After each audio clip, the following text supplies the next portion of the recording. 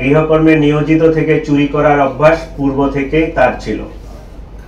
চাঞ্চল্যকর এই জোড়া খুনের কারণ অনুসন্ধানে আয়েশা বলে, কাজে আসার দ্বিতীয় দিনে সে বাসা থেকে 2000 টাকা চুরি করে। এ নিয়ে গৃহকর্ত্রী আয়েশাকে প্রশ্ন করলে তার সাথে গৃহকর্ত্রীর বাক বিতণ্ডা হয়। লাইলা আফরোজ আয়েশাকে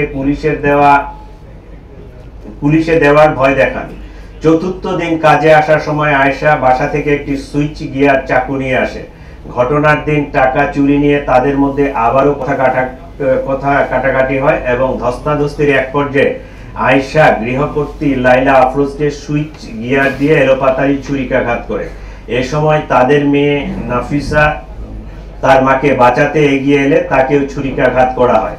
ছুরিকাঘাতের ফলে অতিরিক্ত রক্তক্ষরণে মা ও মেয়ে দুজনেই মারা যান বলে প্রাথমিকভাবে প্রতীয়মান। ঘটনার সময় আয়েশা নিজেও আহত হয় এবং রক্তমাখা কাপড় চোপড় পাল্টিয়ে মেয়ে নাফিসার স্কুল ড্রেস পরে বাসা থেকে বের হয়ে যায়। যাওয়ার সময় ব্যাকপ্যাকে একটি ল্যাপটপ, মোবাইল ফোন আরো কিছু জিনিসপত্র নিয়ে যায়। বাসা থেকে বের হয়েছে সোহরাওয়ার্দী মেডিকেলের ভিতরে গিয়ে পুনরায় কাপড় পাল্টিয়ে তার নিজের কাপড় পরিধান করে সে সাভারের উদ্দেশ্যে রওনা হয়।